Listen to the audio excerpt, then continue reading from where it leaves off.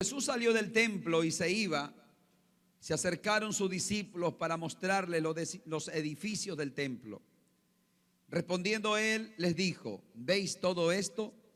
De cierto os digo que no quedará aquí piedra sobre piedra que no sea derribada. Y estando él sentado en el monte de los olivos, los discípulos se acercaron aparte diciendo: dinos, ¿cuándo serán estas cosas? ¿Y qué señal habrá de tu venida y del fin del siglo? Respondiendo Jesús le dijo: mirad que nadie os engañe, porque vendrán muchos en mi nombre diciendo: yo soy el Cristo, y a muchos se engañarán. Y oiréis de guerras y rumores de guerras. Mirad que no os turbéis, porque es necesario que todo esto acontezca, pero aún no es el fin. Porque se levantará nación contra nación y reino contra reino, y habrá pestes, hambres y terremotos en diferentes lugares, y todo esto será principio de dolores. Entonces os entregarán a tribulación y os matarán, y seréis aborrecidos de todas las gentes por causa de mi nombre. Muchos tropezarán entonces y se entregarán unos a otros, y unos a otros se aborrecerán. Y muchos falsos profetas se levantarán y engañarán a muchos. Y por haberse multiplicado la maldad, el amor de muchos se enfriará. Mas el que persevera hasta el fin, este será salvo. Y será predicado este evangelio del reino en todo el mundo para testimonio de todas las naciones.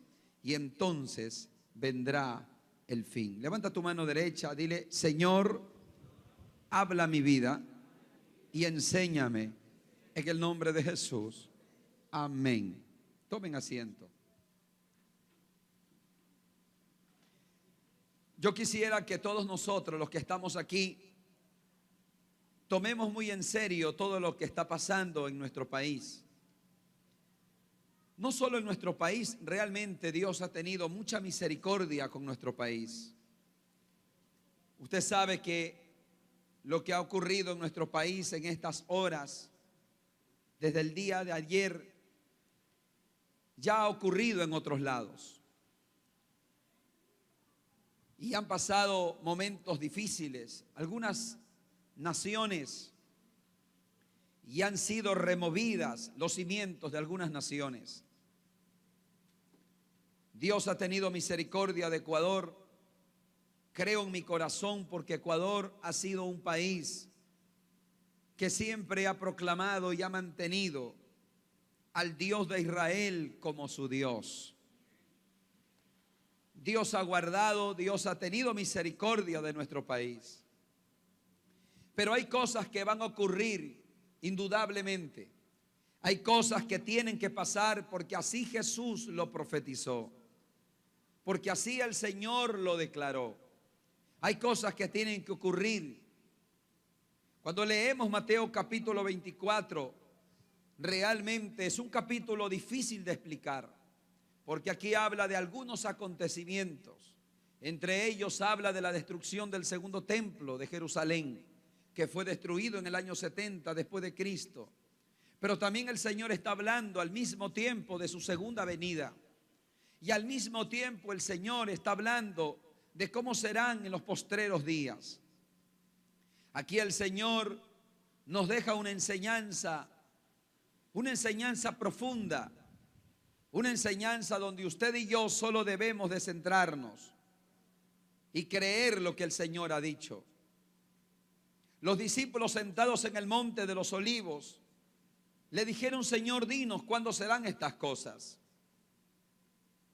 Y el Señor dijo algunas cosas importantes, y estoy seguro que el Señor sabía que las palabras de Él se iban a escribir, porque Dios sabe todas las cosas, y Él sabía que las palabras de Él iban a ser escritas luego. Así que el Señor dice: mirad que nadie os engañe, como una señal, porque vendrán muchos en mi nombre diciendo: yo soy el Cristo, y a muchos se engañarán. Sabemos que en el mundo se han levantado falsos cristos en diferentes tiempos. Y déjeme decirle que eso no es todo. Van a venir falsos cristos. Van a seguir viniendo falsos cristos. Gente que va a proclamar ser Cristo. Algunos de ellos harán señales, harán milagros, algunos de ellos. Y dice la Biblia que muchos serán engañados. Luego el Señor dice, y oiréis de guerras y rumores de guerras. Mirad que no os turbéis, porque es necesario que esto acontezca. Las guerras se iban a incrementar. Siempre ha habido guerras, pero al final de los tiempos se tiene que incrementar. Eso es lo que va a ocurrir. Es lo que está pasando y es lo que va a seguir pasando. Usted escucha rumores de guerras y usted escucha cómo las naciones se empiezan a levantar unas con otras. Y el Señor dijo claramente que todo esto es principio. Versículo 8, diga conmigo, principio de dolores. Es principio de dolores. O sea que esto no es todo. Esto es el principio y realmente esto inicia ahora. Es el principio. Lo que quiere decir que lo que viene tal vez sea peor, sea más difícil para el mundo entero. Pero mira lo que dice el versículo 9. Entonces os entregarán a tribulación y os matarán y seréis aborrecidos de toda la gente por causa de ¿quién? De Jesús. Y usted debe de saber que esta es una de las señales que se va a cumplir. Porque quieras o no, la iglesia será perseguida. Eso Jesús lo profetizó y eso se va a cumplir. La iglesia será perseguida. Y será perseguida ¿por qué? Porque la iglesia la verdadera iglesia, diga conmigo, la verdadera iglesia. Porque no estoy hablando de aquellos que solo vienen, les gusta escuchar y nada más oyen, pero no hay un compromiso serio con Cristo. Tú sabes que a la iglesia, a la congregación, no todos los que vienen tienen un compromiso serio con el Señor. No, algunos solo escuchan, les gusta. Pero estoy hablando de la verdadera iglesia, de aquella iglesia que no importa lo que cambie, no importa las modas que puedan venir, no importa, escúcheme bien, no importa lo que pueda ocurrir, no importa la cultura que quieran incrementar o que quieran introducir en el medio. La verdadera iglesia jamás va a vender sus principios. La verdadera iglesia jamás va a ceder. La verdadera iglesia se va a mantener como los amigos de Daniel, que no quisieron jamás adorar a esa estatua de oro. La verdadera iglesia se mantendrá firme. La verdadera iglesia le dirá al pecado que es pecado. Le dirá lo que no es de Dios que no es de Dios. La verdadera iglesia jamás se va a acomodar a este mundo. La verdadera iglesia nos vamos a mantener conforme a la palabra de Dios. Porque la Biblia dice, el cielo y la tierra pasará, mas mis palabras jamás pasarán. La palabra de Dios jamás pasa de moda, jamás va a pasar de moda. Los principios de Dios nunca se pueden cambiar. Por eso la verdadera iglesia jamás va a cambiar. Se va a mantener firme en lo que el Señor nos ha mandado hacer y firme en lo que Dios ha dicho que es bueno y en lo que Dios ha dicho que es malo. Yo pregunto en esta mañana, ¿dónde está la verdadera iglesia? Levante la mano, la verdadera iglesia. Si tú eres la verdadera iglesia, entonces tú no vas a cambiar. Tú te vas a mantener firme y la Biblia dice que seremos perseguidos. Por eso nos van a perseguir. Por eso nos entregarán a tribulación. ¿Por qué? Porque la iglesia no va a cambiar el mensaje. Déjame decirte que empezarán a querer tomar control de los pastores de las iglesias. Déjame decirte que empezarán a inspeccionar qué tipo de mensaje es el que estamos llevando. Porque ya hay en algunos lugares donde se está empezando a prohibir que se predique en contra del pecado. Se está empezando a prohibir que se hable que la homosexualidad es pecado. Se está empezando a prohibir, y déjeme decirle que eso nada más es el comienzo. Pero la verdadera iglesia jamás va a ceder al pecado. La verdadera iglesia jamás dejará de hablar que lo que es pecado es pecado. Jamás vamos a tomar como normal lo que Dios ha dicho que no es normal. Esa es la verdadera iglesia, y por eso nos van a perseguir. El movimiento homosexual, el movimiento que quiere irse en contra de la naturaleza de Dios, ellos están peleando para que los pastores los casen. Ellos están peleando para querer adoptar niños. Y cuando los pastores se nieguen a casarlos, entonces va a haber persecución. Hermano querido, déjeme decirle por qué hablo de la homosexualidad, aunque no es el único pecado. Porque el adulterio es pecado, la fornicación es pecado, la borrachera es pecado, y sabemos que todo eso es pecado. Pero ¿sabes qué? Normalmente el adúltero reconoce que el adulterio es malo. Normalmente la fornicación, el que fornica sabe que es malo y dice: es verdad, yo tengo mi esposa, yo no debo de estar con otra. Por lo menos lo reconoce. El que se emborracha dice: sí, emborracharse no es bueno, yo sé que hace daño, es malo y es pecado. Pero la homosexualidad, aquellos que lo practican, ¿cuál es el pecado más grave de ellos? Querer hacer ver que eso es normal. Querer hacer ver que eso no tiene nada de malo, que los anormales somos nosotros, porque no los aceptamos, porque no toleramos. Y tengo que hablar de ese pecado, porque déjeme decirle que ese pecado trae maldición a las naciones. Tengo que hablarlo porque no hay otra forma. Por eso Dios destruyó Sodoma y Gomorra. Había mucho pecado ahí, pero el pecado principal, lo que movió a Dios a traer juicio sobre Sodoma y Gomorra, fue el pecado de la homosexualidad. Y Ecuador ha abierto puertas a ese pecado. Y déjame decirte que a partir de ahí Ecuador no será el mismo. Porque el momento que una nación le da la espalda a Dios y permite que un pecado como ese entre a la nación, escúcheme bien, siempre va a haber un antes y un después. Porque ¿sabes por qué a Ecuador no le ha ocurrido nada? Escúchame bien, porque la mano protectora de Dios ha estado alrededor de nuestra nación. Pero cuando una nación le da la espalda a Dios, cuando sacan a Dios de la Constitución para poner el Dios de la madre tierra como la Pachamama, y empiezan a dar derechos y a promover y a permitir leyes inmorales que a Dios no le agrada, déjame decirte que se abre una brecha. Déjame decirte que la cosa es diferente. Y la gente no entiende, los gobernantes no lo van a entender, porque ellos no entienden lo espiritual, ellos solo entienden lo natural. Pero tú eres la iglesia, tú debes de tener discernimiento espiritual.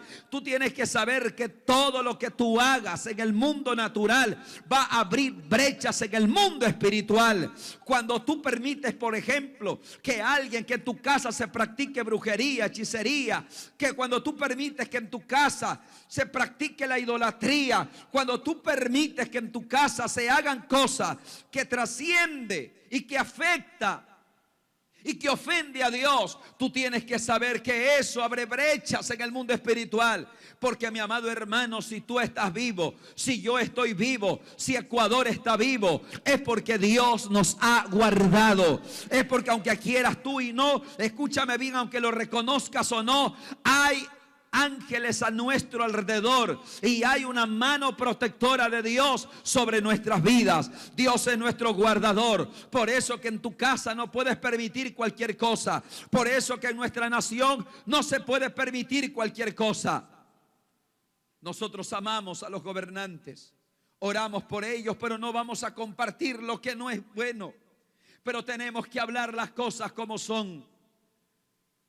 A partir de que empezaron a abrir brechas en el mundo espiritual, a partir de que Ecuador empezó a dar lugar al pecado, A partir de que Ecuador empezó a irse o a hacer declaraciones o a hacerse amigo de los enemigos de la nación de Israel.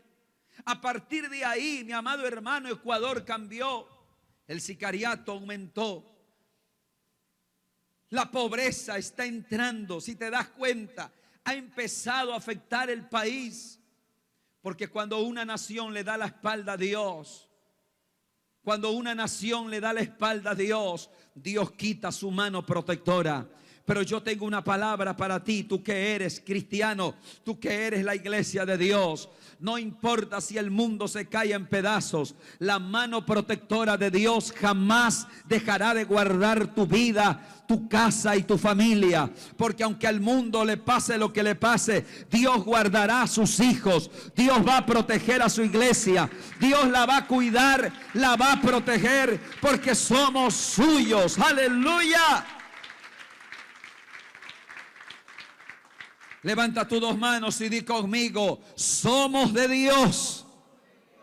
¿Cuántos son de Dios aquí? Pero tienes que saber que en el país hay brechas abiertas. Por eso hay que orar por nuestros gobernantes. Por eso hay que orar. Y aunque el Señor profetizó que todo esto iba a pasar, y seremos entregados, y habrá persecución, y dice la Biblia que muchos serán engañados, y todo esto es principio de dolores. Y dice la Escritura: y será predicado este evangelio del reino en todo el mundo, y entonces vendrá el fin. Mira, hermano, todavía no es el fin. Si alguno está pensando que esto es el fin del mundo, no. Esto es principio de dolores. Esto no es el fin del mundo, este es el inicio. Pero ¿sabe lo que la iglesia tiene que hacer en estos momentos? Levantar clamor al Dios eterno. Quiero que vengas conmigo al libro de Jueces. Ven conmigo al libro de Jueces.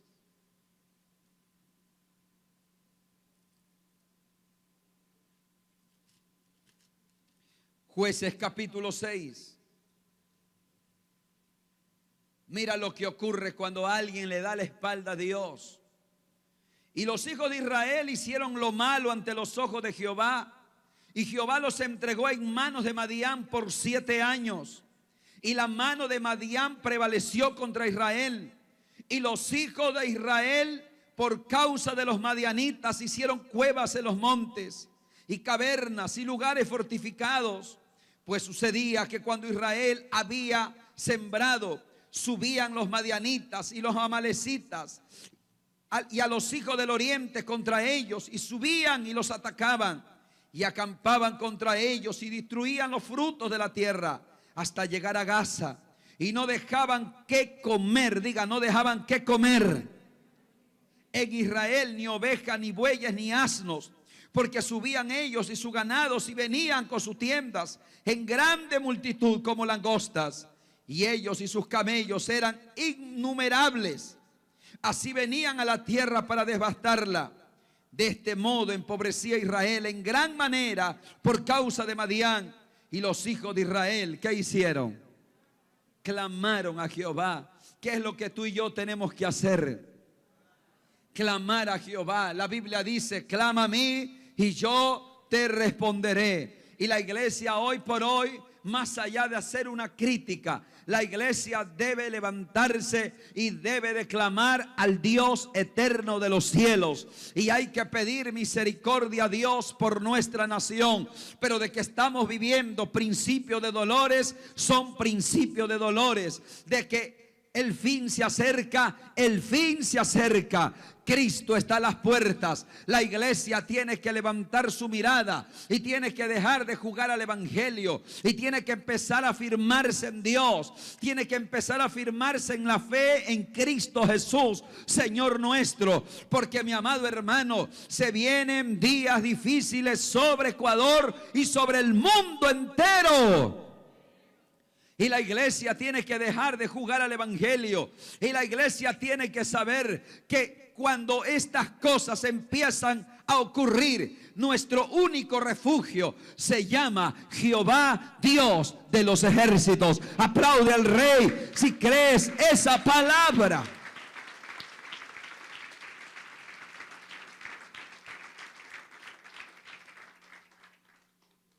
Algo que yo veía la noche de ayer, cuando hubo el sismo, yo estaba en una roja, yo me había parqueado.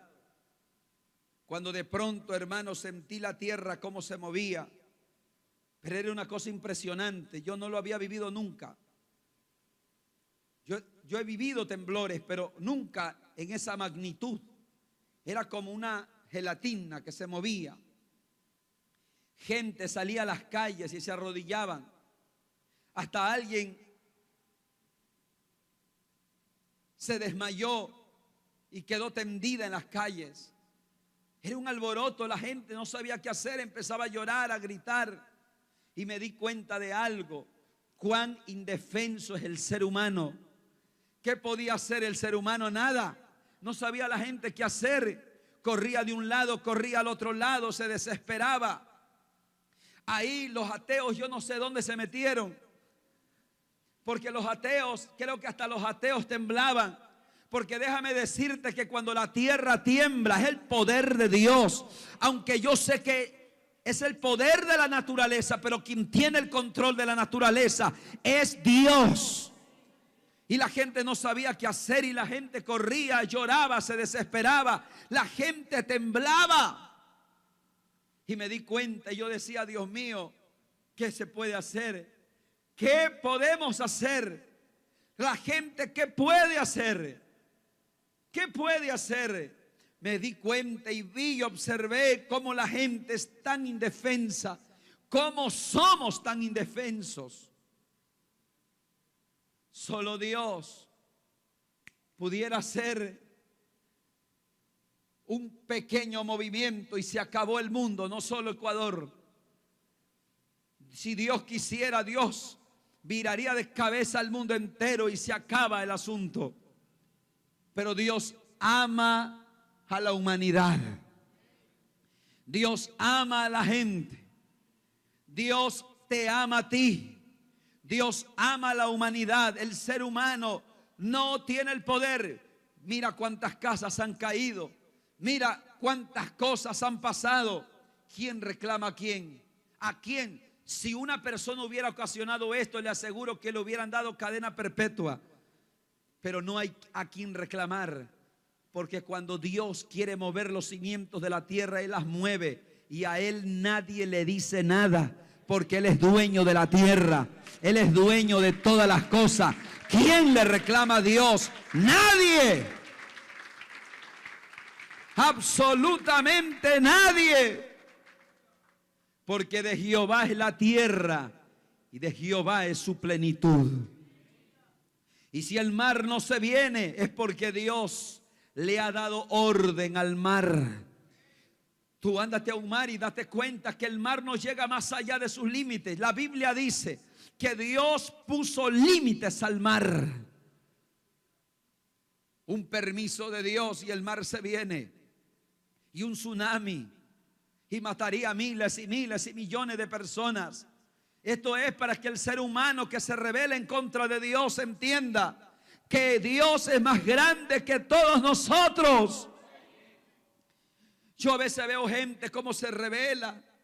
Yo veo gente que hacen campañas para rebelarse en contra de Dios, se burlan de Dios, se ríen de Dios. Y déjame decirles que Dios lo está observando. Solo que Dios no es como nosotros. Nosotros somos fosforitos. Dios es tardo para la ira. Dios es tardo para irarse. No es como tú, que a ti ni bien te miran mal, de una tú revientas. De una tú te enciendes. Alguien te hace algo y no aguantas y gritas. Y si tienes algo en la mano lo tiras. Por eso tú ves las peleas en los matrimonios, en las parejas. El uno lo mira mal y el otro lo mira mal y empieza el conflicto y la crisis.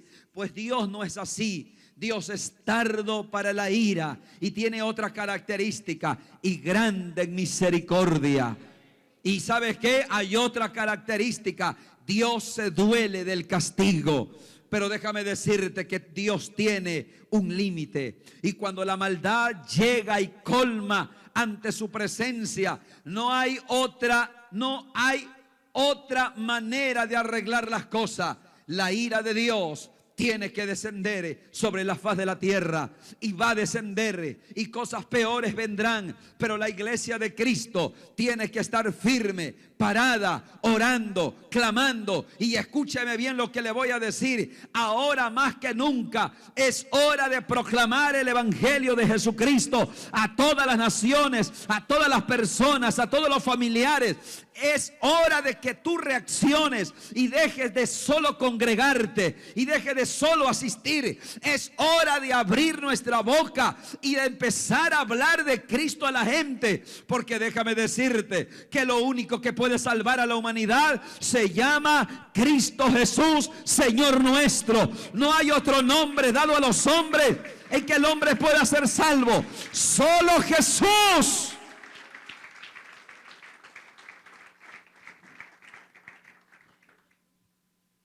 Dios había entregado a Israel a los madianitas.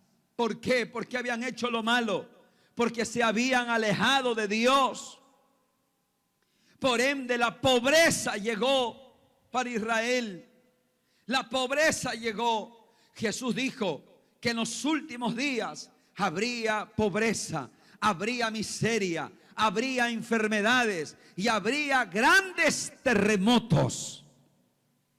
¿Por qué el Señor dijo eso? Porque el Señor sabe, y Él sabía que al final de los tiempos la maldad se iba a multiplicar. O sea, mira, dice la Biblia en Proverbios 26:2 que ninguna maldición viene sin causa. Es decir, si el Señor profetizó que va a haber terremotos, que va a haber hambre, que va a haber pestes, que va a haber crisis, escúchame bien. ¿Sabes por qué el Señor lo profetizó? Porque el Señor sabía que al final de los tiempos la humanidad se iba a rebelar en contra de la palabra de Dios. Y cuando una nación o una persona se rebela en contra de los principios de Dios, la ira de Dios se enciende, el juicio de Dios viene, quieras o no. Pero damos gloria a Dios que en medio de esta nación hay un pueblo que ama a Dios, que teme a Dios, que tiene a Jehová de los ejércitos como su único Dios verdadero. Y esa es la iglesia, y esa eres tú y soy yo. Así que nosotros nos vamos a parar y vamos a clamar y vamos a decir: Dios, ten misericordia. Y Dios, que es tardo para la ira y grande en misericordia, Él se va a mover a misericordia y va a guardar nuestras vidas y la de nuestra nación. ¿Cuántos creen esa palabra? ¿Cuántos quisieran orar en esta mañana? Yo quiero que te pongas de pie, por favor.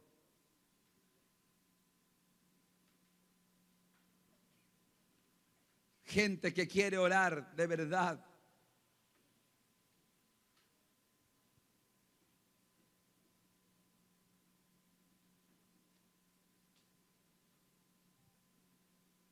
Yo quiero preguntar en esta mañana: ¿cuántos están preocupados de verdad por lo que está pasando en nuestra nación? ¿Cuántos tienen la carga? Pues vamos a orar. Déjame decirte que el mundo entero está orando por nosotros. Muchos ministerios a nivel internacional están orando por Ecuador, y la iglesia tiene también que doblar sus rodillas y clamar al Dios de los cielos, porque el hombre es indefenso, el hombre no puede hacer nada, el que se rebela contra Dios, nada. Cuando la tierra tiembla, todos tiemblan igual, pero tú y yo tenemos al Dios de los cielos.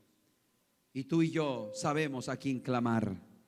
Y yo te voy a decir algo: no temas, tú no tengas miedo.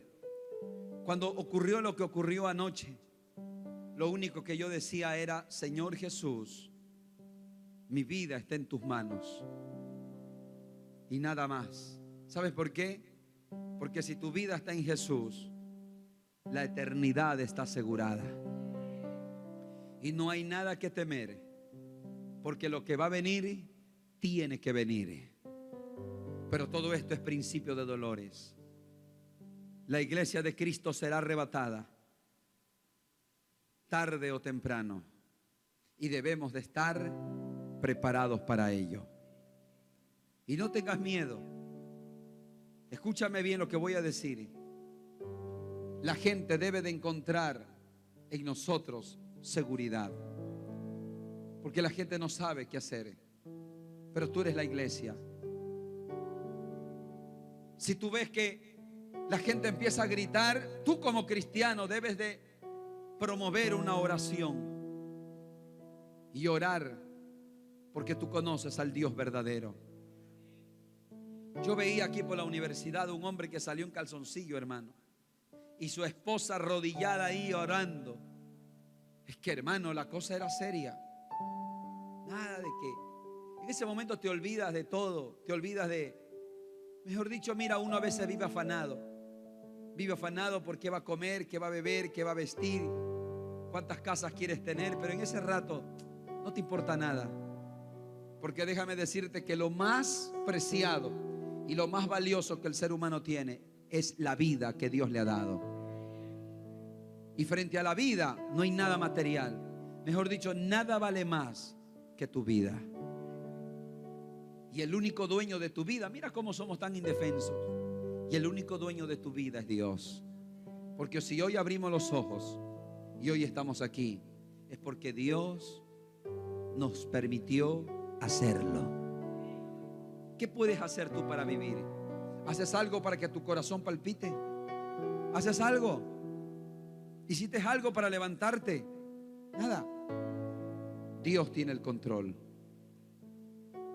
El ser humano no lo entiende. Yo cuando veo que la gente se rebela, yo en mi corazón digo, el ser humano se enorgullece y blasfema muchas veces. Y Dios los ha de mirar del cielo y les ha de decir cuán indefensos son, pero cuán rebeldes son. Pero la iglesia de Cristo nos hemos humillado ante el Señor. Segunda de Crónicas 7:14 dice: si se humillare mi pueblo, sobre el cual mi nombre es invocado, y oraren y se volvieren, dice el Señor, a mí, y si se arrepintieren de sus pecados, yo perdonaré sus pecados y sanaré su tierra. ¿Cuántos quieren que Dios sane nuestra tierra? Yo quiero que tú, los que puedan y deseen, yo quiero que nos arrodillemos ante el Señor y vamos a orar.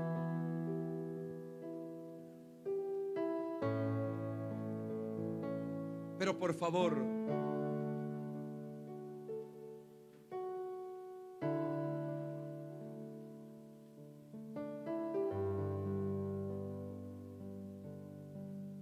yo quiero que todo mundo esté orando.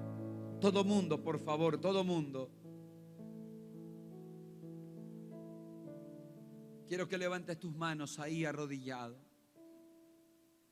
Padre,